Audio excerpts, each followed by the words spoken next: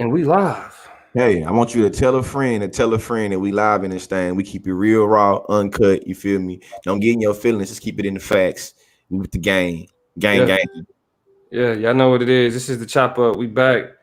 We back on Mondays. I know it's like y'all done seen this a bunch of times in a short amount of time, but that's all good. Yeah. That's all good. So the first thing, again, let's everybody go ahead and get this shared so everybody can see what's good. I mean, as y'all come in the building, make sure y'all say what's up. It's gonna be the conversation about to be lit today. First, we got to talk about how there's a certain group of people. We'll just call them the alt-right who are weaponizing the death of a child politically, right? We're gonna talk about language. All right, Talk about language. We're gonna talk about language in a very critical linguistic, way in terms of nigga shit. Also known as African American vernacular English. Also known as African American vernacular English. We're gonna get into that. And then for the political chop tonight, we're gonna talk about we're not talking about the convention. We didn't talk to them. we not convention. We actually talking about hood politics, street politics. Yeah. You know what I'm saying? And we talking about the Fred Hampton movie that's coming out. The Impact movie. Yeah. Hey, shout out to everybody in Chicago. You know what I'm saying? South side Chicago, west side Chicago. You feel me? Everybody that tapped in with me in these last couple of days. What's up, What's cracking, Jaleesa? Hey, y'all say what's up as y'all come in. Hey, and if y'all haven't noticed, I'll go ahead and make the announcement. You know what I mean? I posted it on Facebook today, so I'm happy to share with the Chop Up family. But your boy is going into fatherhood. Yes. I gotta, you know what I'm saying? We got a bun in the oven. Right. Got a bun in the oven. Now we got some power on the way. You know what I'm saying? So, I'm bringing a little one into the earth. I'm having a little boy due in November. You feel me? So y'all, put all the energy, all that positivity for the missus all into the universe. I mean, it's gonna be another one. We got a fourth butter knife. Butter knife number 1, Izzy. Butter knife number 2 is Little Zane. Butter knife number 3, man. Butter knife number 4 is Baby Baker coming soon. Yeah, Baby Baker on the way. You know what I mean? Top up. You know what I'm saying? So hey, appreciate all the love. But y'all come on in again. Thank you, Jaleesa. Marion, Tay. Love it like a share. Love it like a share. We finna have a great conversation tonight. Love it, like it, share it. You know what I mean? Devin in the building. Yeah, this evening. Yes. Hey, and so this is the crazy thing about it. So pretty much my son is supposed to be birthed the week after my birthday. You feel me? So like he really be on my birthday. it could be on my birthday. He could be born on my birthday. I don't know what it would be like to raise another nigga like myself. But hey, and speaking of birthdays, gotta throw this out here while y'all come on in.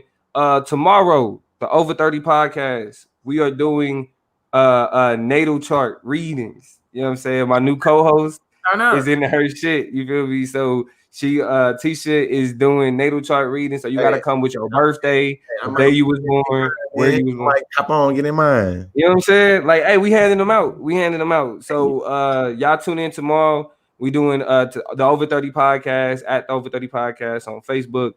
We doing natal chart readings tomorrow. What's up, Devin? Y'all in here? You know what I'm saying? Devin said you can get her induced so she can have it on your birthday. No, I'm still kind of selfish. It's my birthday. You know what I'm saying? Like shit, I'm gonna be sharing my home, my food, and everything else with this child. Can I keep my birthday on my own? Can I have my birthday? Never mind. Gotta get that right. It's that we. I gotta get in that we talk. But yo, since we already starting to fill up in here, we can go ahead and get it started. I'll bring it in today. And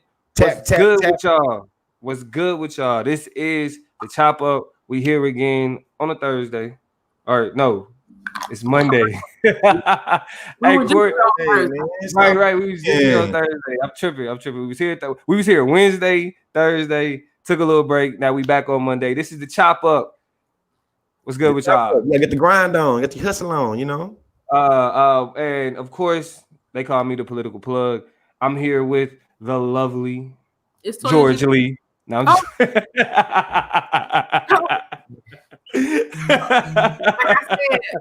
I'm just Takeoff. Hey, shout out, yo, we got the commissioner in the building. Solar Vision Debate League is here. It's joined us. You know what I'm saying? Appreciate you, Solar, for joining us. Go ahead, Toya. Let them know your name, who you are. Are you sure? Yes, ma'am. It's your turn. They call me Takeoff Toya G. You know what I'm saying? I didn't get left off bad and bougie. They like to act like Quavo and Offset. I'm here just to be seen. I'm here in the middle. I don't know why I'm here. Sometimes I haven't really figured it out. But my name is Toya G, and I'm just happy to be in the building. Nah, Toya is she's the mind and the heart and the soul. George and I are just we the asses. We here for the jokes and the funny shit. You know, it's George Lee, aka Consciously. Don't forget the Lee. Y'all know y'all can find me at GeorgeLeeSpeaks.com. You know, you got ready to jump in and keep it real, raw, and all them other things. Now, all right, so to go ahead. Shout out to Tay. You know, Power Rangers Unite. This is one of my favorite shows. It's a classic. So anybody rocking with the Power Rangers apparel is a friend of mine. Shout out to you. Definitely. Hey, straight up. We rock with the Power Rangers over here. Hey, so let's go ahead and get into this Snapchat. Let's start this conversation like this. There was a tragedy that took place, right? A young child by the name of Cannon Henning. You know what I'm saying? I hope you got to pronounce the name. Hennett. That's how I would say Cannon Hennett. It's easier to read than to say. It was a child that lost his life. It was a tragedy. It was a white child that was killed by a black man. Now the authorities have been sparse on details on what happened. The parents have provided their recollection of the story. Some people are calling that into question, saying that there's an entirely different story that's not being told. Now, while we want to be respectful to the loss of life that took place, the one thing that we want to point out is that the alt-right conservatives, the anti-black politics media, are weaponizing the death of this young man in a way to make excuses to challenge Black Lives Matter instead of actually addressing the tragedy. Now, George, you made talk to the people about the video that's pretty much going viral. You know what I'm saying? It's cracking right now. The comments are still flooding in. So talk to them about the video you made, bro. Man, simply the difference between a tragedy and an injustice, and how from my perspective anyway, one always is a part of the other, and one is not always. I feel like an injustice is always a tragedy, but a tragedy is not always injustice. Specifically, distinction about the orientation the criminal justice has towards Cannon's body. Within 24 hours, there was a manhunt. This guy's been arrested. There will be no bail. You know, he has no bail, and more than likely he will be convicted to the highest extent of the law, and he will be put up under the jailhouse. How we say it in Bryan, Texas. Elijah McClain killers is still alive. Breonna, is still running around. Also, you know, Breonna Taylor's killers is still running around. So when we talk about injustice, it's about the orientation that the criminal justice system has towards the predator, or the person that commit the crime, the person that's committed the murder. You know what I'm saying, or the murderer. You know what I'm saying? The murdered body, you feel me? It's pretty much been able to recognize the humanity, or recognize there has to be something done for that. And I find that's the huge difference. Now, Toya, do you think that do you agree with that distinction? The distinction between a tragedy and an injustice? Absolutely. I mean, in the bottom line of what we look at in terms of justice in an American context is people having their day in court and either been able to defend themselves against the crimes that they committed, or to have whatever they've experienced be avenged, right? If I've lost somebody, the criminal justice system will avenge that. And more often than we see, when we talk about the disproportionate nature of Black and brown people, Black people in particular in jail, we see that the justice system works exactly how it was fine-tuned to work. It overworks. As y'all talked about with Kamala Harris, it works too good, right? The system is kind of overly perfected. And so Black people don't fail to see their day in court 9 times out of 10. They are very muchly subjected to that. And that's what we talk about when we talk about justice. It's something sad that happened, but justice is typically served as it has been. Whereas we see other people, killers, are walking around free. That is the par excellence, de facto definition of an injustice, right? And it's a tragedy. So it's a 2-for-1 in the instance of the other stuff. right? I mean, let's just be honest about the situation. Anything outside of that is a willful ignorance and an attempt to miss it, which is exactly what we see is symptomatic of generations of white supremacy. Nah, and I definitely want to point out, and this is, and it's difficult because we always think this is the obvious thing, but the frustration with the death or the killings of Black people is just like as George said. Let me magnify this for those who clearly got their blinders on. It's the fact that the people that commit those crimes get away. The man who killed Tamir Rice is still a police officer. That's an injustice. The fact that there were no repercussions, that's an injustice. What alt-right America needs to understand, which they probably won't, but I mean, I'm still gonna make this stand. What they need to understand is that when things happen and we're the culprits, it's like that.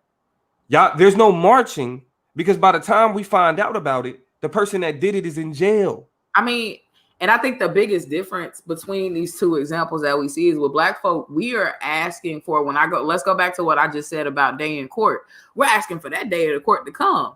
You know, it's kind of like, you know, fuck the system. If it does what it already was going to do and let the person off and let them be free, that's another separate subject. But we're asking for somebody to go be arrested and forced to look somebody in the face and say, I didn't do it. Yeah. And that's the lack of justice we don't even see. At least in these situations, people are being tried, people are being convicted, they're being held to the highest letter of the law, the same way they say in Texas, the same way they can say in Kansas City. They're gonna put you out of jail. Yeah. Right? It happens in those scenarios, and I think those are huge differences. When we calling for justice, we just want our cases to be heard. Right. Whereas they, every nigga whoever did something wrong, and they like 2 DIE. You know what I'm saying? I think that is what becomes, and more importantly, they leverage it and levy it towards the most simplest demands of what we mean when we say Black Lives Matter, and we talk about Black issues in general, right? Yep. Comes talking point or some pitting point. It's sad. It's sad.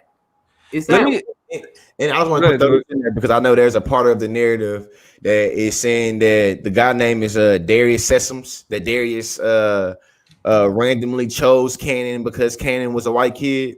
Allegedly, Cannon Hennon's father sold his son's killer, Darius Sessoms, some meth.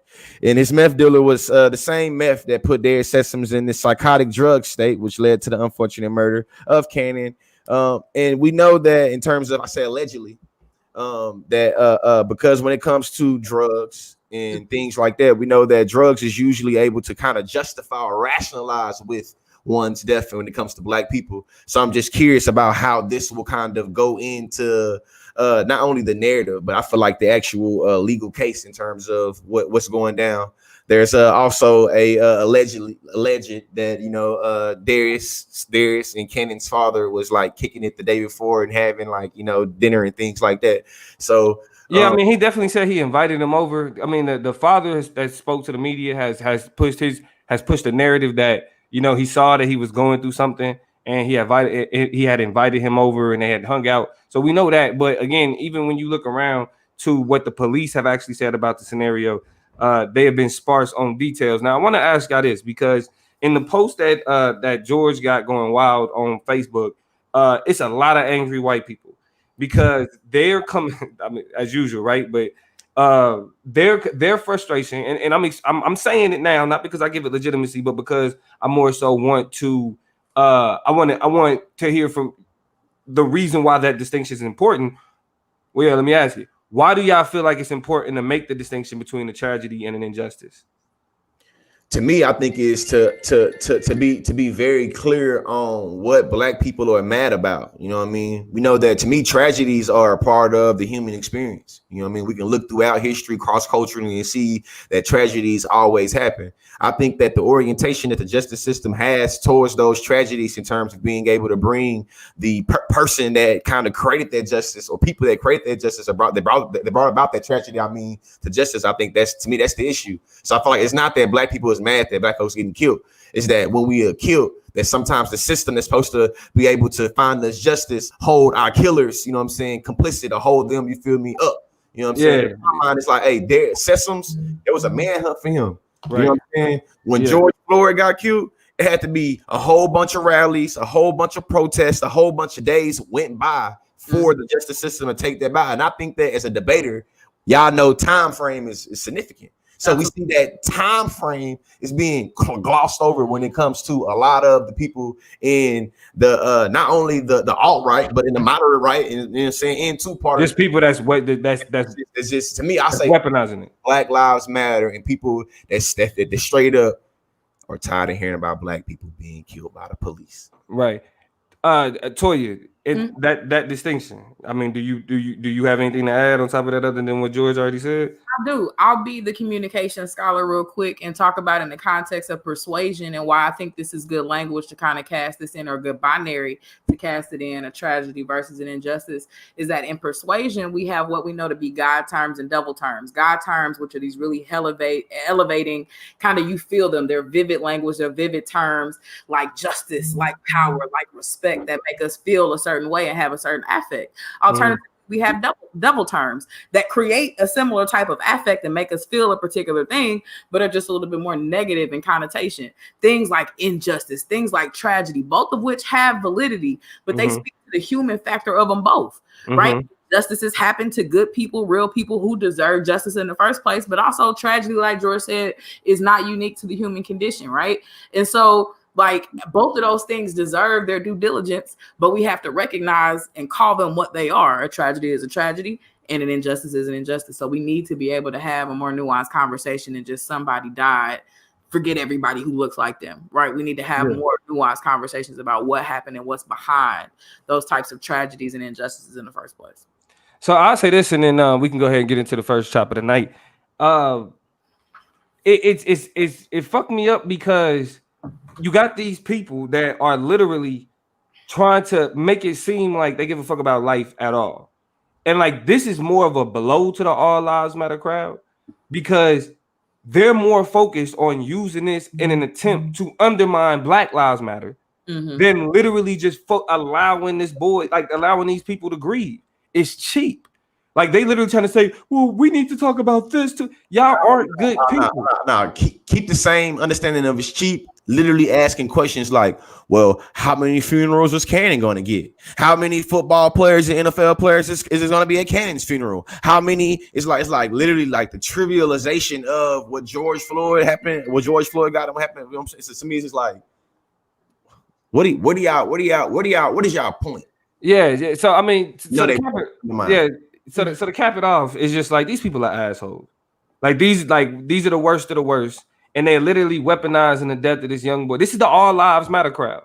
We're literally getting to the point where even saying All Lives Matter is satire. But it happens, and the thing is, this is, as much as we want to focus on the tragedy that happened to Cannon Hinton, we also need to recognize that this is out of an old playbook. Every time a police officer gets shot, a Black officer gets shot, they say, well, where's the Black Lives Matter movement at to talk about this officer? Or whenever somebody, well, where are they at? And it understand that the feelings that are created, the way we gravitate toward these stories, it could be you one day, it could be somebody the next. So it's nothing special or unique or fun about playing the oppression Olympics with anybody's tragic situation. That gets us and walks us down a path that never really allows for us to decompartmentalize what happens to anybody ever under any circumstances. And it's because we're not having real conversations. We're having ones that are vacuous and silly, and that suck us down a rabbit hole we should never go down in the first place. That's facts. So that is the snap chop. We going on getting into the show. The first chop we get into today will be the culture chop. Am I correct, G Lee or Toya? Yeah, we're going. Yeah, that's the culture chop. Let's get into it. All right. For today's culture chop, I want to kind of tell you a point of excitement for me here recently, and it's something that I really kind of let sit in my spirit. And for a lot of y'all who watch the show, you'll identify with this new fact about yourself that you learn too. If you are Black, particularly Black, and come from a very urban experience, from a place with a very rich dialect, with a history of Black people who have influenced the language and how it plays out, but really Black people in general, right, who are participating in contemporary culture, speak a language called AAVE. Also known as, or broken down to be, African American Vernacular English, right? So I'm bilingual. Who knew? This little Black girl from Kansas City, Missouri spoke 2 languages. But in all reality, the legitimacy of my language does not just come from me. It's the fact that literally white culture vultures are out there right now creating whole dictionaries to decode better understand and proliferate and spread around vastly and widely. The language that me and my people Y'all done been to Urban Dictionary. It's wild. Y'all done been to Urban Dictionary. Y'all know what it is. Across the terminology of code switching. And here's the thing, right? They are making new additions. They really trying to Merriam-Webster dictionary Black people's language. And the copy paste is not anything new for us. We see it across various sectors of our society and literally globally right now. But it is bad, y'all. People is down bad.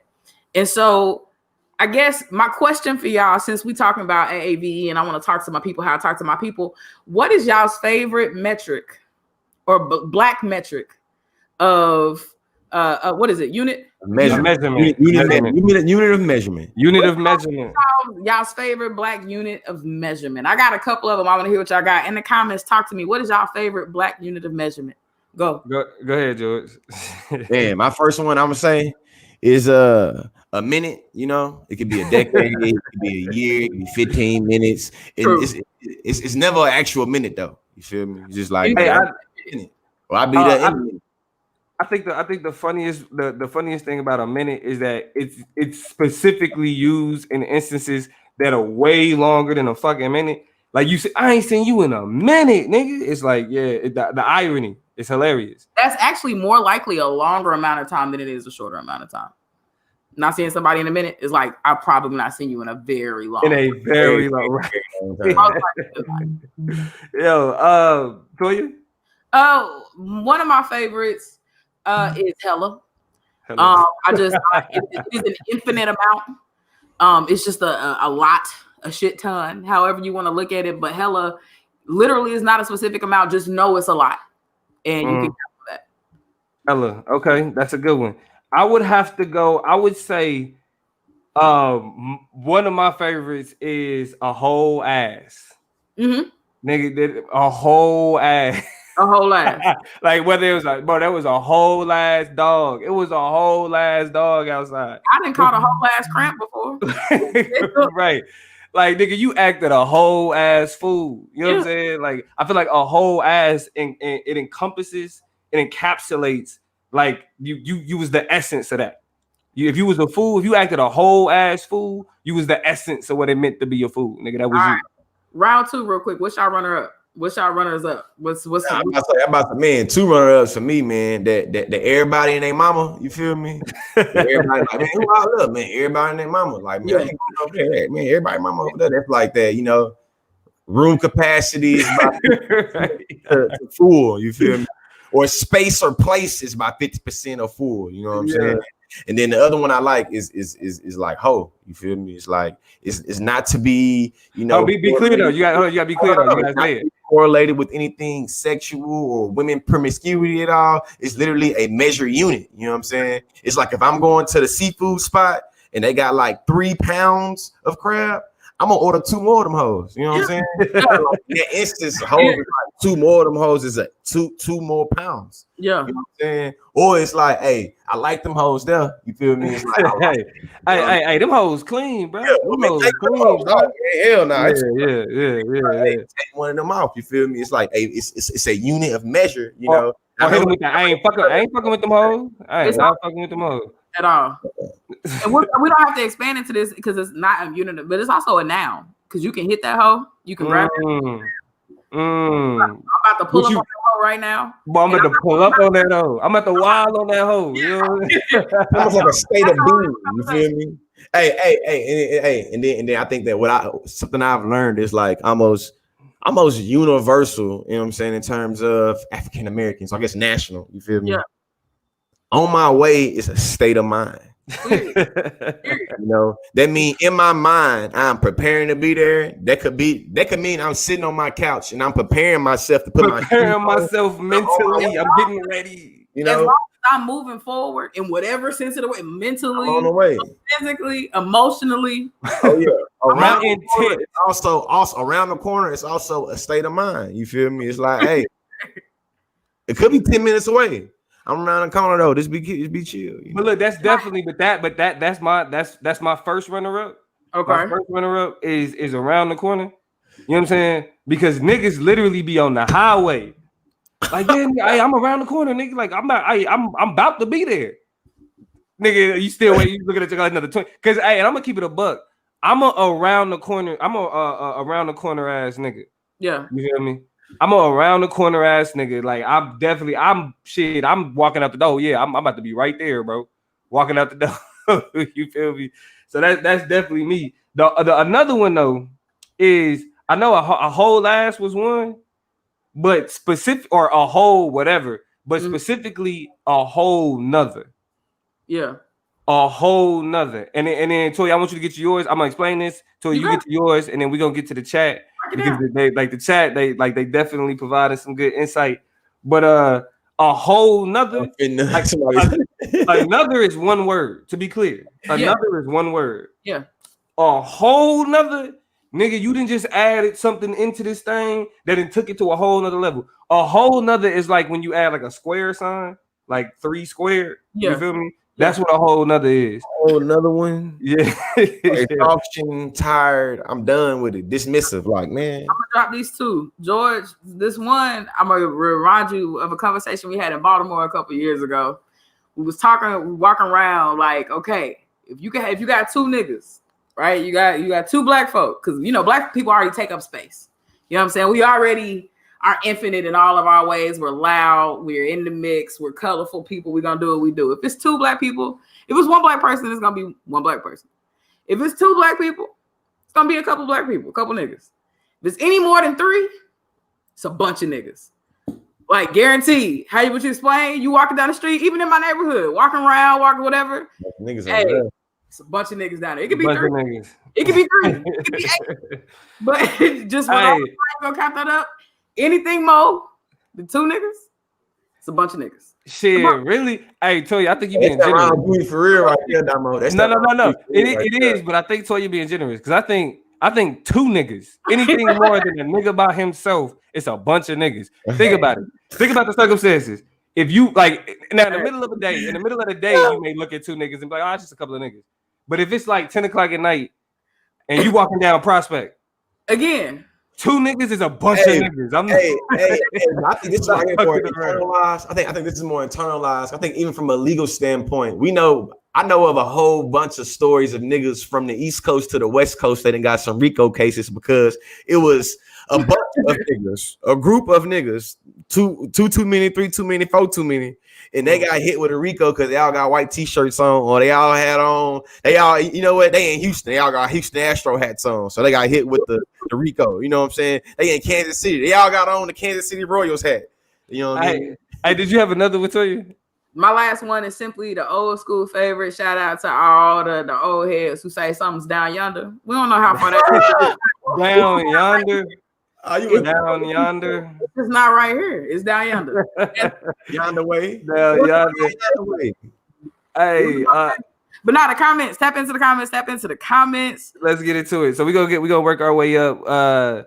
Stephanie Brown Woodward said, "Ain't nothing but a corner in that jug. Why you drink it up? Just a corner, nigga. You left a corner. Ain't no corner. There are no corners in jugs because they're circular. But nigga, you left just the corner. Unless you're talking about like a you know how like the carton. Yeah. That's showing you that's the liquid measure. That's the corner. Tay said such and such. Yeah, such as that's etc. for niggas. Yeah. We don't say etc. We say such and such. Yeah, and them could be 1 nigga, could be 5. That's a good one. Toya, yeah. Look, it could have just been George. It could have been Damo. It could have been Damo and George, but it was them was with him. Don't worry about it. That boy Nick said a rack. That's a bunt like that. I think that's East Coast. I think that's specifically East Coast shit, bro. Coast shit. Shout out to DC. I know I've been around East Coast people. It's definitely a be like almost to be like hella, or it'd be like what's up, buku. A rack is hella, yeah. Like man, buku. That's a buku of that son. That mean a lot. You feel? Like for example, niggas would be like, you know what I'm saying, it's a rack of joints. Knowing my DC niggas, they'd be like, it's a rack of joints. I mean, there are a lot of women. You know what I'm saying? John's is another one of my favorite East Coast. I think that's a Philly kind of John Jaws. Jones. Hey, speaking of Philly, that boy told we're gonna get to him next. Tay said a whole last minute. That is a combination. That is a combination. A whole bunch of them together. Exactly. Together. Like That's a whole last minute mean that's like, because look, a minute is already long. five Whole years. last minute. Oh, nigga, it's been a decade since I no, understand you. no. Actually, no. Actually, that is predicated off of proximity. So if I really fuck with you like that, a whole last minute be like, man, see, like I really rock with Toya. So I ain't seen Toya in a whole last minute because I'm used to seeing Toya a lot. So it's like, man, I ain't in a whole last minute. You know what I'm saying? But if it's somebody I ain't seen since like high school, I don't really rock with them like this. Like I'm cool with them cordially, but it's like, man, I ain't seen you in a whole last minute. Like I ain't seen you, you know. It's My boy, the commissioner, my Philly partner, Solar. Said, I'm finna. What nigga? That's in the same mindset of I'm on the way. You know what I'm saying, nigga? Like I'm preparing. You know what I'm saying? I'm getting ready, nigga. Yeah, say the mind. Always. Tay hit us with another one. She said. You said. Wait, what? Go ahead. You said Tay. Tay said right quick. Never means right quick. Never means right quick. Never. Let me call you back right quick. We might not talk. That's it. You're not getting the call back. That's it, yeah. If a nigga tell you, let me call you back right quick, the conversation is done. I'll talk to you next time. Jada said my favorite one. She didn't spell it right because it's dinner mug. It's deep. It's hot in the mug, hungry in the mug, thirsty in the mug. That's it, yeah. Then the mug, yeah. Hey, cause then a mug is like that's like again, it's a multiplier. You know what I'm saying? It's used to exemplify a lot of something. You feel me? Hey, somebody. Hey, it's funny. I seen somebody say that. Why we always gotta say on something, and then somebody said on God, on my mama, on my kids. On my mama, you got me. On my kids. Yo, I look fly. Hey, that's a question of severity.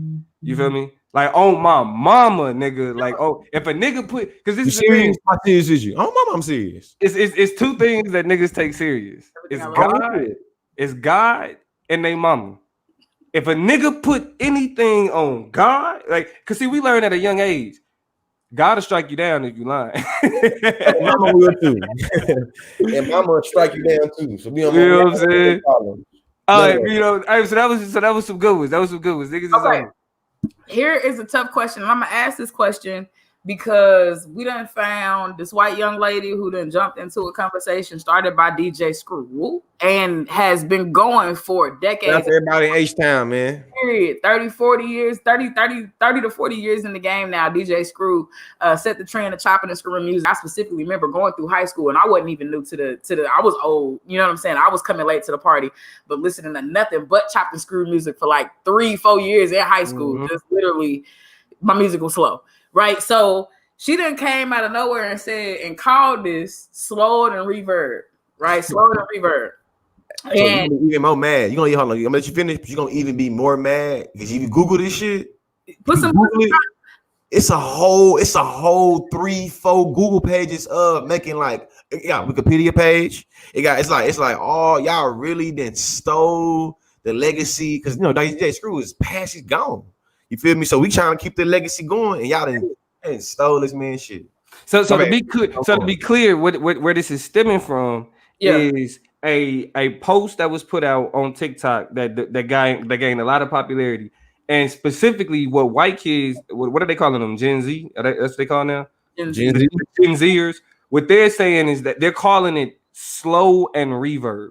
Yeah, you slow down the song and then you add the reverb effect to the quality to make it deeper. I don't know what but go ahead, tell you. In my second example, right? So that's slowed and reverb. My second example I want to point to is this phrase, which I used it very ironically because I have been fuming over this video that I seen. So I got an HD video out. Make sure y'all go check out Higher Definition LEC, Higher Definition Leadership. And Higher Definition. You know, I everybody got to hustle on this thing. We got the plug, we got Consciously, we got Toya G talking about some leadership and empowerment. But at the beginning of my most recent video, I say it's the fear of no for me, right? And I've said that, and I started the video off like that because I have been fuming about this white couple that came out with a TikTok video, and they taking the phrase, you know, it's whatever for me. It's the shirt for me. It's the black people phrase that has been taken off and going off on social media. They took it and made a whole video about each other kind of flirting. So here's the thing. They sound like old antebellum slave masters, people struggling with the English language for people who perfected it, teach it, whatever. But it's the blue eyes for me. It's the haircut for me. It's the shirt for me. It just makes you want to throw up. Kev on Stage made a video. It's all over the place. Cringy, so y'all check that video out. Here's a plot twist before I ask my question to y'all.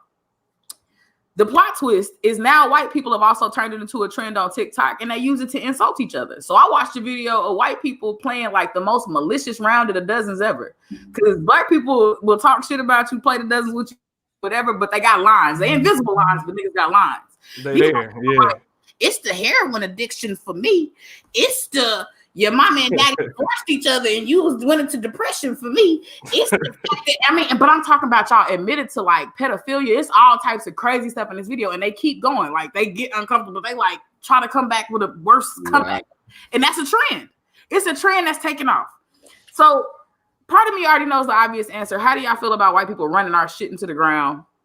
I want to fight them. I want to fight them all because it happens to everything we come out with. They run it into the ground. But I guess a more stickier question, and I'm gonna ask y'all and the people in the comments, is when white people do black people shit, when they take our stuff, when they do nigga shit, where is the bright line between when it goes from being cool? Because we've all looked at a white person like, damn, you kind of did that. Like you did. Yeah. Real smooth. Doing it cringy and being frustrating. Like, how do y'all? I guess my question is, what's the line? But also, just how do you deal with it? How do you identify when it's like you went too far? Like, what? How do you deal when white people do black people stuff and it goes from cool to cringy? Like, what's your relationship to that? How do you deal? I'm about to say my general rule of thumb is, especially now, man, shout out to everybody that's invited me on today's podcast or to do random interviews or whatnot. It's been a few times I've caught myself like literally recently here in the past 2 weeks. As a matter of fact, as recent as 2 days ago, I ain't gonna say the podcast name, I ain't gonna say the person name, you know what I'm saying? But they asked me a question. You feel me? And when they asked me a question, actually they asked me a question. We were having a conversation about black conservatives, and they said something. I was like, hey, don't say that like that. Next time you say it, just say like house slave. Don't say like house N-word. That was kind of like, don't say that. That was weird. And for me, my general rule of thumb is, for how, especially because I consider myself an educator and I really value cultural competency. So in my mind, if somebody's trying to be cool with me, they not black, God damn it, you didn't opt yourself into some involuntary cultural competency. You know what I'm saying? So my general rule of thumb is, if you're gonna say something to me, even if it's me and you, if it doesn't make me feel some type of way, but I gotta think about it too. If I was around two other black people where they feel some type of way about it, if I feel like they would be offended or what you call, I'm gonna say something. You know what I'm saying? And to me, that's like the nebulous, arbitrary measure of unit that we just talked about. I think that there is like no universal way that I can be like, oh, this is you can use this grammar structure. This is okay. Once you start using this percentage grammar structure, that's not okay. I don't have it for that way, but I used to think about it like, okay, if you said that in front of a group of black people, would it be an issue? If there would be an issue, I'm gonna correct you then. So it's kind of like, how we was talking about with the Judy shit, like blackness and what everything like nigga culture, black culture, everything associated with it is commodification par excellence. Hyper commodification par excellence. Like black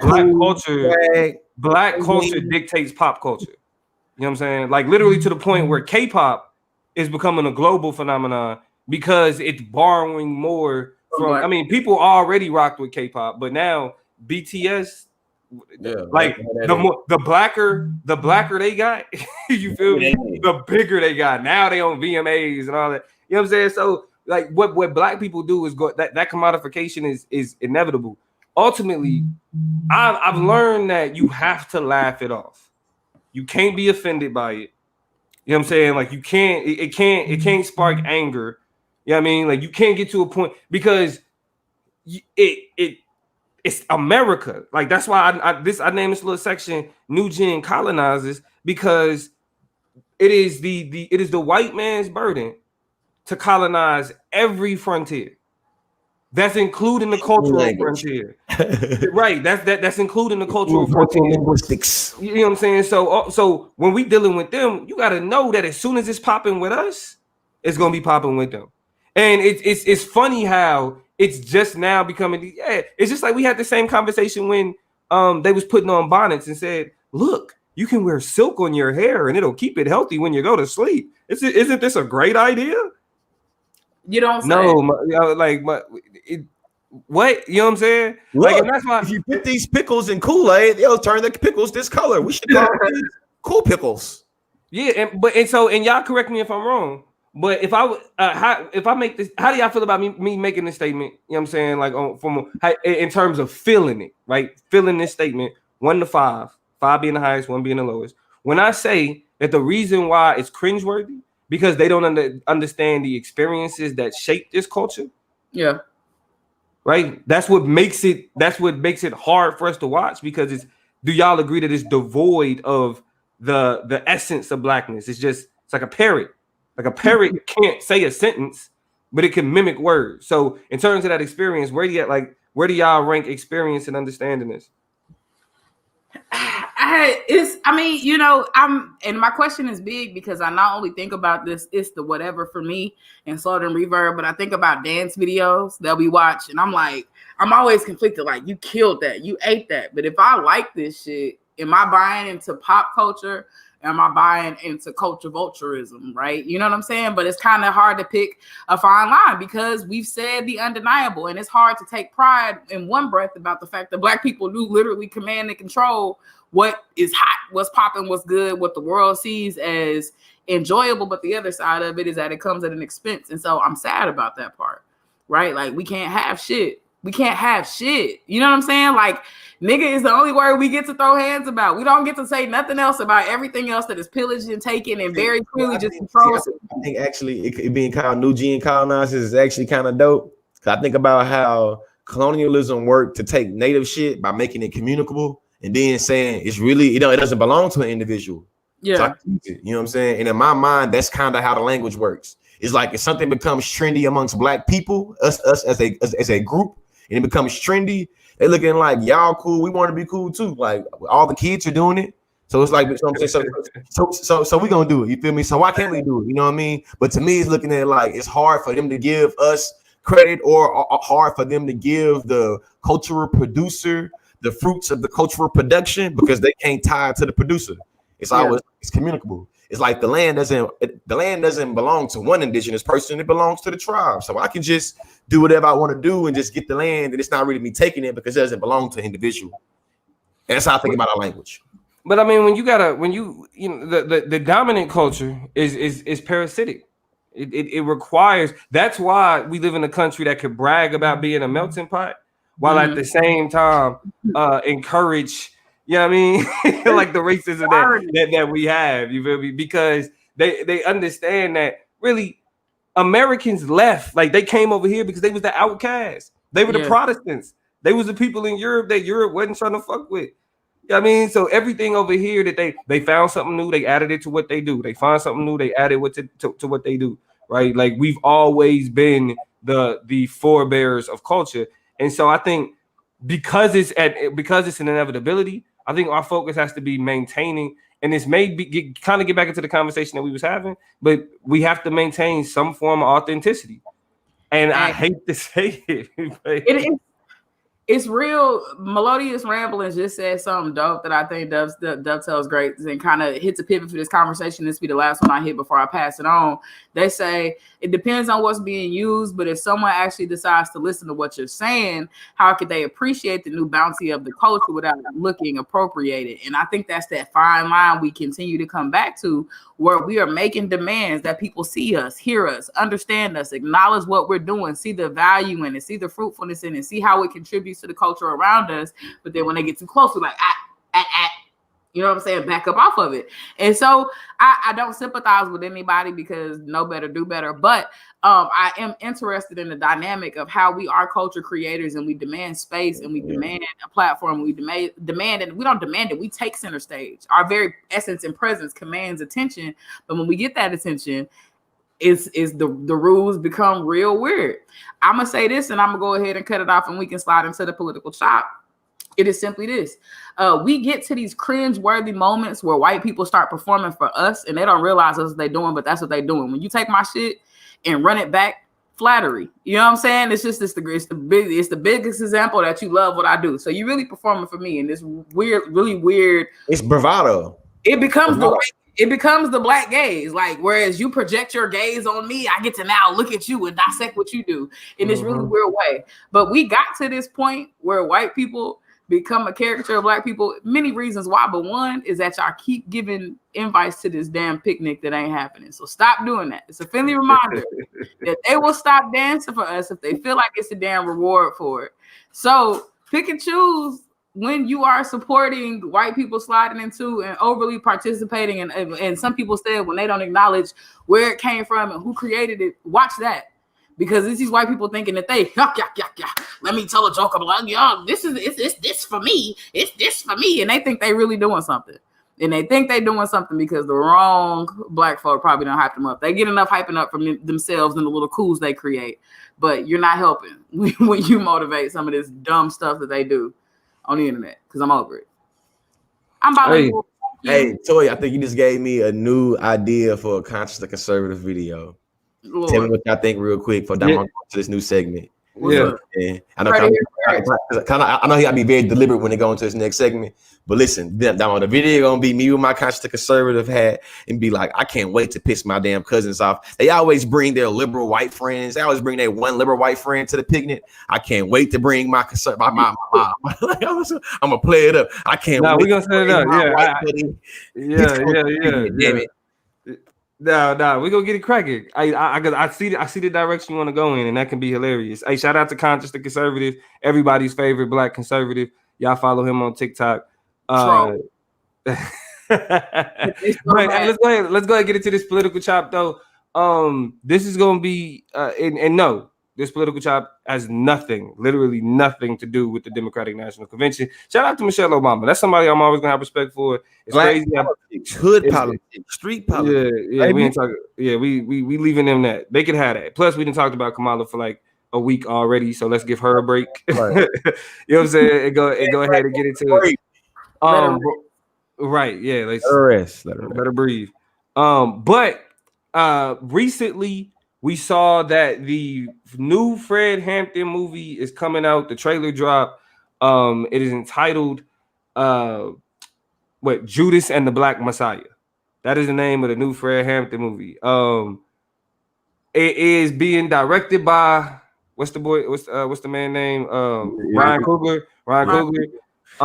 It is starring Daniel Kaluuya and Kaluuya.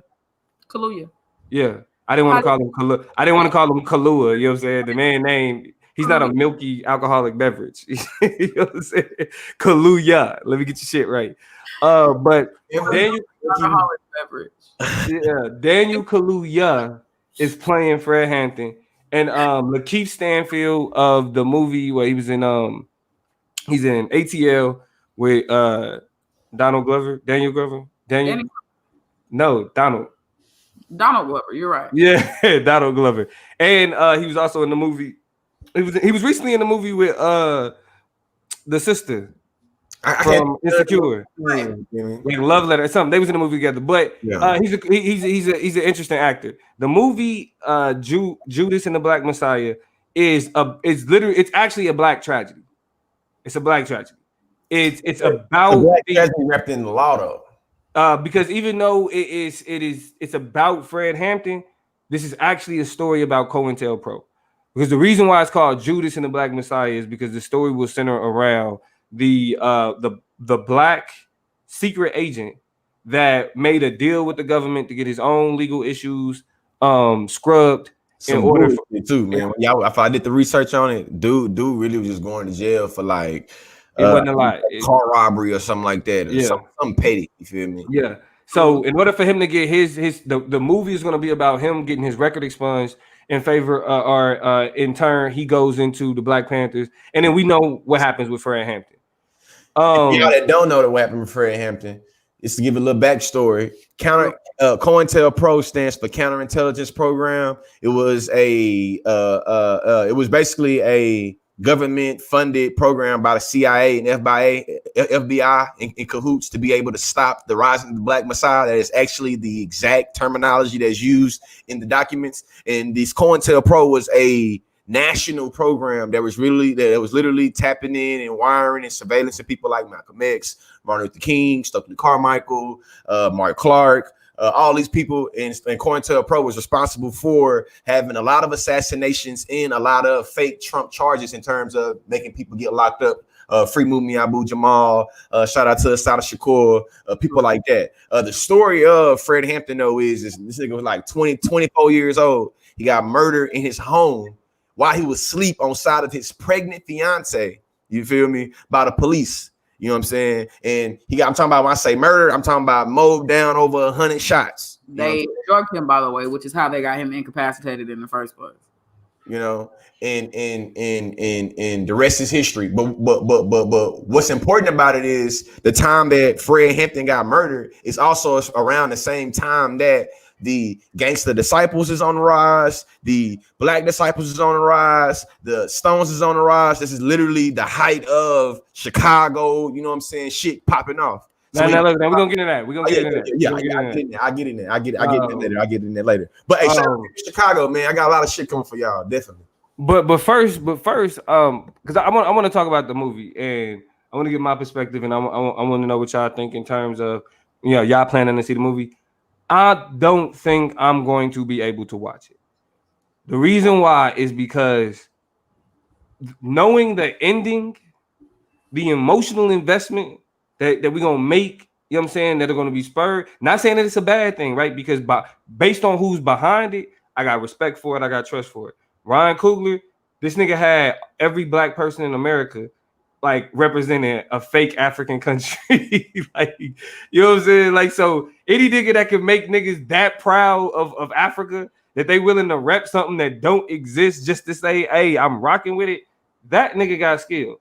And so I know that the movie is going to be done well and with the respect of, you know, the history and the legacy at hand. But I didn't live through that.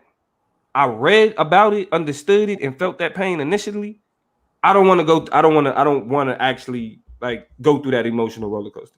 I don't want to go through seeing him being an inspiration, seeing his drive, and then seeing him being betrayed by the very people that he was working to free. That's not something that I want to see as entertainment, because it resonates so real with a nigga. You feel me? That like thinking about Fred Hampton and what happened to him, being a 33-year-old, well, I'll be 33 in November, but being at that age, like making it here, thinking about how young, what we was doing, George, at fucking 24, you know what I'm saying? Yeah. That alone, knowing what happened alone is enough to bring tears to a nigga eyes. So specifically when we know that, like as George was laying out what COINTELPRO did, one thing that we got to remember is that a large part of them infiltrating organizations, infiltrating Malcolm X group, infiltrating, you know what I'm saying, the Black Panthers, was to undermine them and sow discord among the people. It's to undermine the entire, and it worked. That was the fucked up thing about it. And that's the tragedy for me. So I think it's gonna be difficult for me to see it. What's your perspective though? I don't not want to see it. It's never, easy watching such, you know, revolutionary, just literally movement, levitating people who have changed our society and how they got done. You know, it's a kind of that shameful, sad reminder of just how much we don't really mean to system, structures, institutions, the law. And so it's hard in that regard, but it's something easy, not easy, but I think necessary to see, right? We finally, for the first time, get a more elaborate picture of a caricature of a movement, right? We start to get some personification, some life, some real personhood behind a group of people who have been vilified for decades, right? For them being the worst of the worst and the scum of the earth. So I'm hoping that these types of portrayals get us out of the whole Malcolm X, Martin Luther shtick. And even though we're talking about some more people with more revolutionary politics, talking about a person who led a movement that's very unique, that we really start to peel back some of the layers on the Black Panthers and their significance in the development of the Black liberation movement and start to have better conversations about that. And I'm depending on Ryan Coogler to do us some justice. One of the things that I think it becomes a painful reminder of is the fact that all of our civil rights leaders died so early. It puts a lot of emphasis on John Lewis and on a lot of the older people who we see who fought a good fight and got toward the end of their lives, who were able to say, I lived a long life. But then it also speaks volumes about Martin Luther King, Malcolm X, Fred Hampton. They didn't live to see 40. You know what I'm saying? That man didn't live to see 30. Crazy. It's a painful reminder. That's crazy, George. Shit, you know how I'm rocking, man. Hey, education is elevation, and goddamn, this is a story that has to be told. I think that a lot of people are lost in the sauce of miseducation. And when it comes to the Black Panther Party, as an educator, I know that a lot of the adults that I teach, or a lot of adults that I train and facilitate, when I'm doing my diversity and inclusion shit, or a lot of the students that I'm coming across when I'm in the classroom, they think the Black Panther Party literally is the Black version of the KKK. You know what I'm saying? So I think that being able to tell this story kind of can humanize and give a little bit more real narrative to the Black Panther Party, but also I think can give a lot of credence to a lot of things that's going on right now. To me, I think that the COINTELPRO and people being mindful of it right now, thinking of what was present for then, you have to be mindful and think about how is COINTELPRO and surveillance and even this very chop up being, you know what I'm saying, being showed and broadcasted. You know what I'm saying? To me, I think that there's a lot of things going on right now. And if America was worried about stopping the rise of the Black Messiah in the 1960s, you a damn fool if you don't think that America government is worried about stopping the Black Messiah in 2020, especially if you think about how they demonizing and worrying about the Black Lives Matter movement. As a matter of fact, one of the founders of the Black Lives Matter, you know what I'm saying, a movement or whatever, one of the activists, she getting charged with like a whole bunch of felonies or whatnot. You know what I'm saying? So you're starting to see now a lot of those COINTELPRO tactics being deployed. And the last thing I say is Huey P. Newton, one of the founders of the Black Panther Party, said that power is the ability to define the phenomenon and make it act in a desired manner. I already know what time it is. So you know, to me, I think that when it comes to trying to define the phenomenon right now of 2020 and civil unrest and Breonna Taylor and Ahmaud Arbery and George Floyd, it's to think about, you know what I'm saying, the phenomenon in terms of how is things going on behind the scenes. You know what I'm saying? If Mark Clark and Fred Hampton was able to get used, you know what I'm saying? Like, to me, I think that it's worthwhile to be thinking about, and it's perfect timing. Shout out to Coogler. You know what I'm saying? Kruger. I know I missed his name. Ryan Coogler, yeah. But hey, shout out to Ryan. I can say that right. Shout out to Ryan, though. I think it's a perfect time. Well, let me ask you this, George, because I know this is what you were trying to get into. And then Toya, you could tack on after that. Now we know that Fred Hampton was based in Chicago. And you were bringing up a lot of the what are now considered the street gangs of Chicago. Now, the one thing that we got to realize is that when it comes to what we call street gangs, specifically in Black communities, they start as community organizations. Now, what from your research is the impact of the loss of Fred Hampton to those community organizations and how it went from community organizations to gangs? Well, I think that a lot of the uniqueness in Chicago is that a lot of the Black gangs actually started as gangs to protect themselves from the other Italian gangs, the Irish gangs, you know what I'm saying, these mobs, you feel me? At this time, you have to think about that Chicago in the 1920s, the Great Depression to the 1960s, shit, it's a port city. You know what I'm saying? You got Al Capone, you got all of them in there. You feel me? So just fast, I'm gonna spur y'all to, you know what I'm saying, the history and jump right into it. When you think about Fred Hampton was murdered in 1969. Okay. Right? Hold on. You gotta walk with us. You gotta walk with us. Fred Hampton was murdered in 1969. Yeah, Fred Hampton was murdered in 1969. Yeah. In drill music right now, we know that BDs and GDs, more BDs is kind of dominating the mainstream in terms of that. The Black Disciples was founded in 1966. You know what I'm saying? We keep on going, you feel me? The Vice Lords was founded in 1957. You know what I'm saying? The Black Peace Stones was founded in 1959. So when you think about the time of 1969, this is when a lot of these gangs are very fluent and they starting to pick up on their recruitment. See, back then, the laws had deployed this little program that they was doing. You know, they had the war on drugs, they had the war on poverty. In Chicago, they started having the war on gangs. You know what I'm saying? Now, it's told y'all about the gangs, the Irish gangs, the Italian gangs, right? Of course, the war on gangs, though, was code word for war on black people. Fred Hampton started telling niggas that. You know what I'm saying? So once he started recruiting, because then, like, to me, this is something that's very unique about the Black Panther Party. Is that a lot of people in the civil rights movement, they were looking for a lot of people like you and I, maybe. People that were going to college, people that were looking for the talent, the people that speak to be magical Negroes. The Black Panther Party was looking for niggas on the streets. You feel me? That started creating, you know what I'm saying, a part of this thread. So when you fast, so let's be clear. Let's be clear.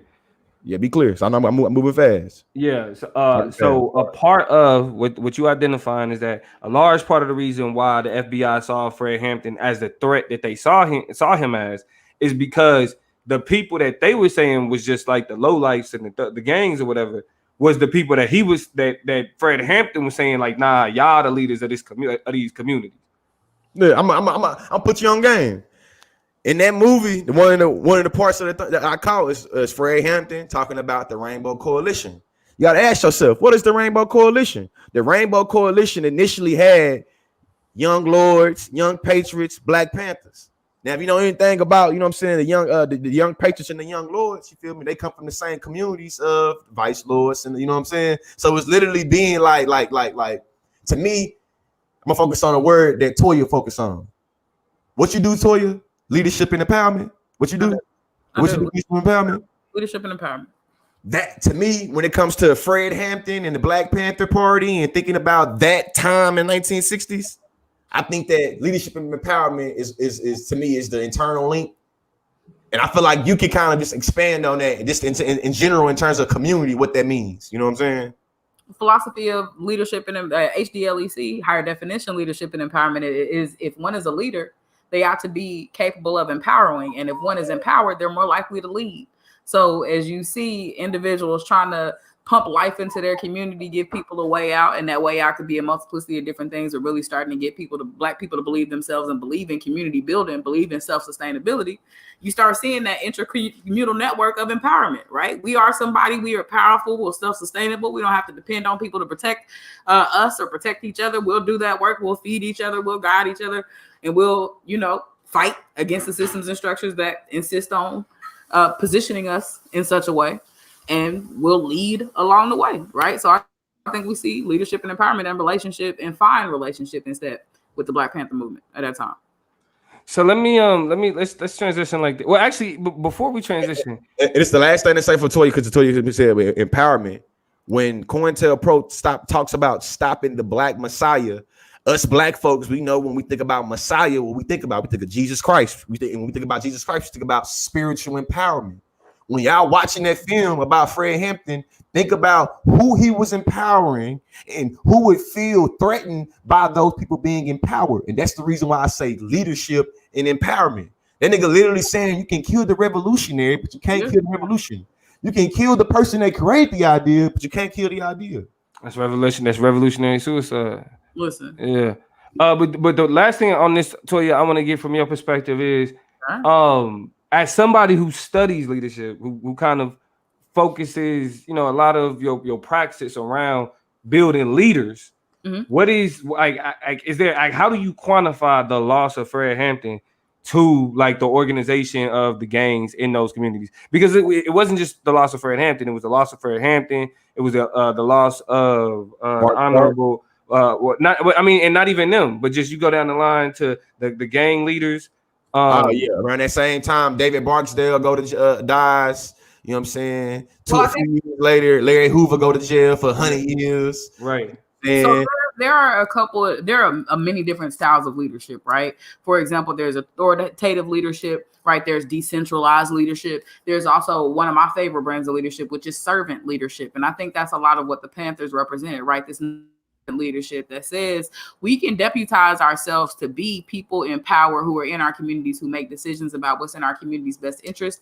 But there's a level of selflessness to that, right? There's a level of deranking and really kind of making sure that you are amongst the people and putting their interests first and putting their needs first and making sure what they need is the ultimate task of what you do from the day-to-day basis. And we started to see, as we see these leaders go away, people start to feed into not only the crack epidemic, but also the hunger and thirst for capitalism, for kind of the desire and the drive to not really celebrate our own difference from the things that we were segregated from Black people, but really start to push against and desire integration more. So we ended up with a more watered down approach toward servantship, toward what it means to serve your community, to serve your people. That was a brand of leadership that I think really started to be annihilated with the annihilation of those leaders, is the capacity for Black people to not be so separately minded and to be the collective and structure of movement change that we needed in our city's epicenters.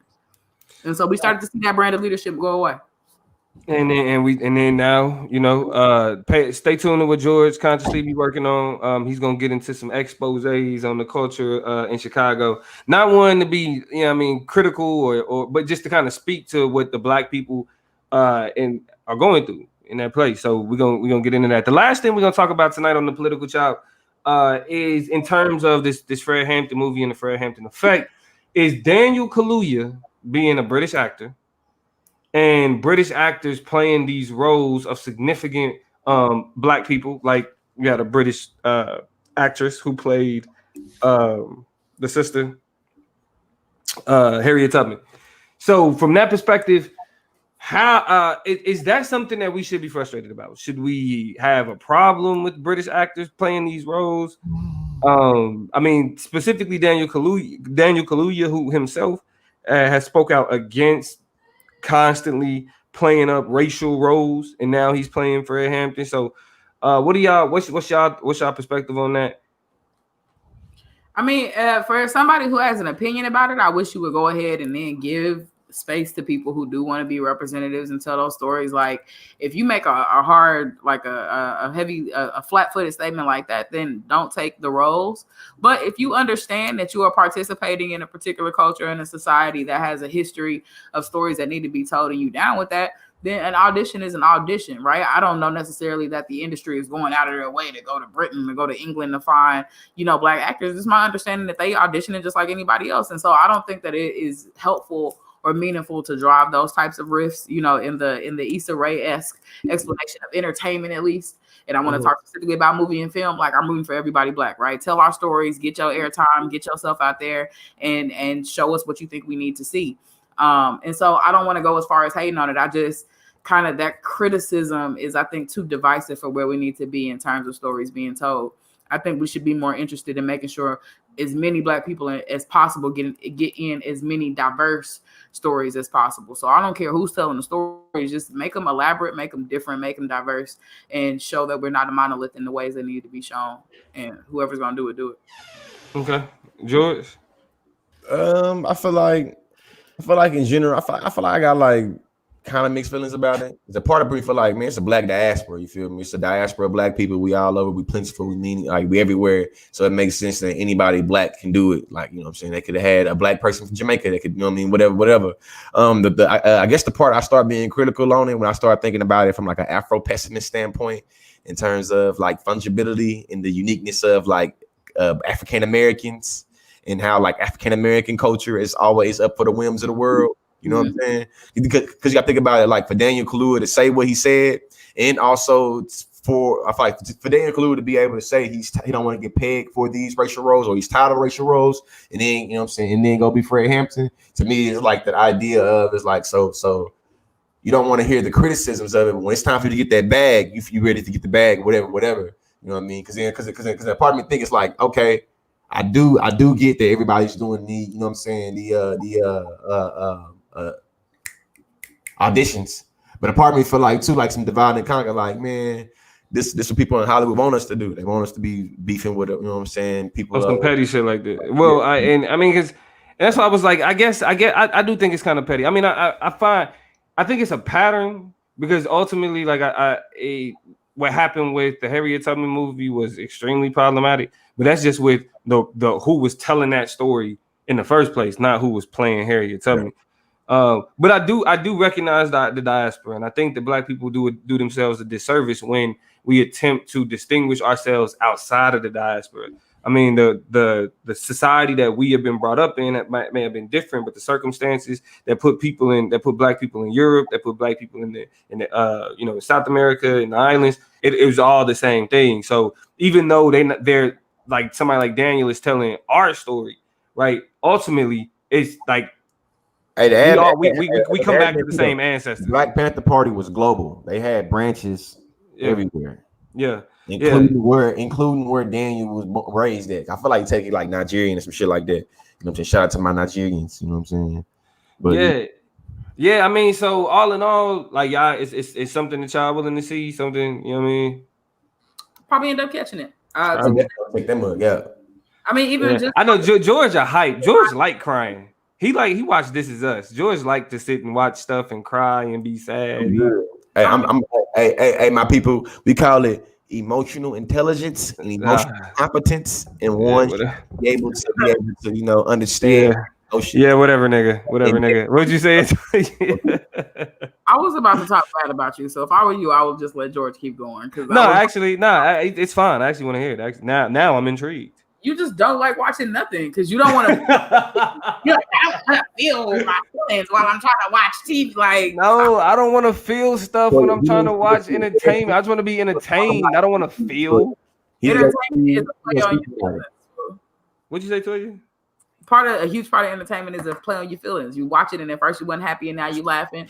At first you wasn't sad, look at you boohooing. At first you wasn't upset, now you mad at these characters like you know them. It's a part of the journey. What was you saying, George? Boy, you need some couch time. You need some couch time, my brother.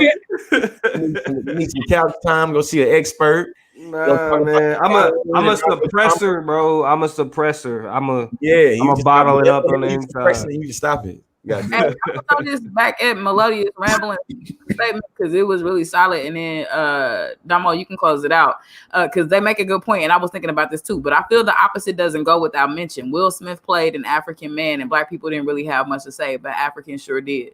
And so that's true. Yeah, that's true. I mean, because like you're right, black people didn't have much to say because it was us.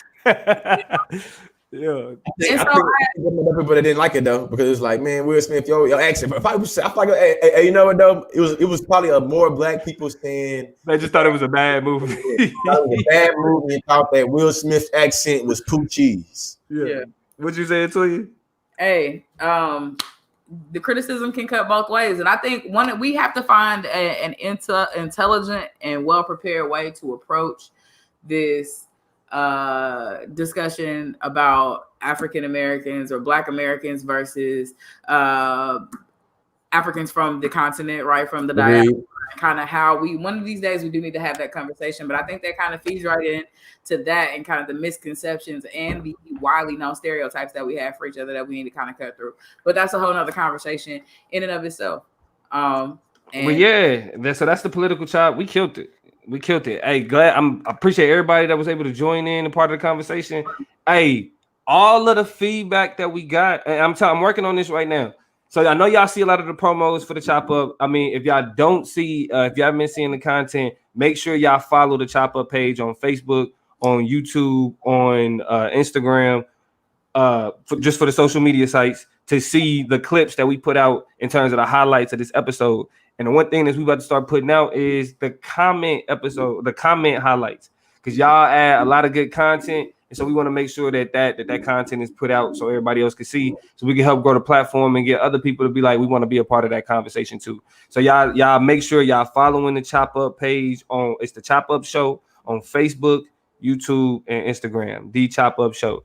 Now, in terms of the podcast, again, make sure y'all listening on Spotify.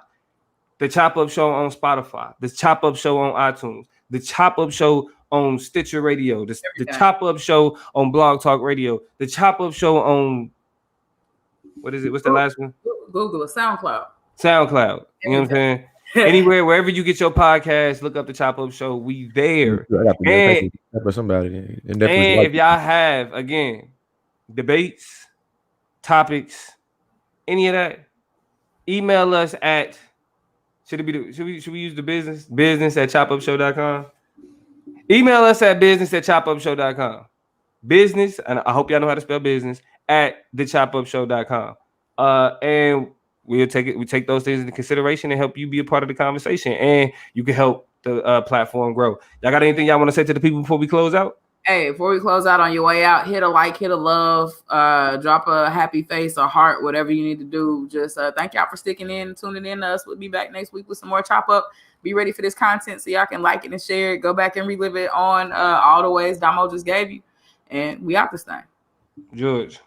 Hey, we good. We out. Yeah. Hey, y'all be easy. Have a good night. Love y'all. It's the chop up. This is The chop up. Chopped up, not slopped up. Yep.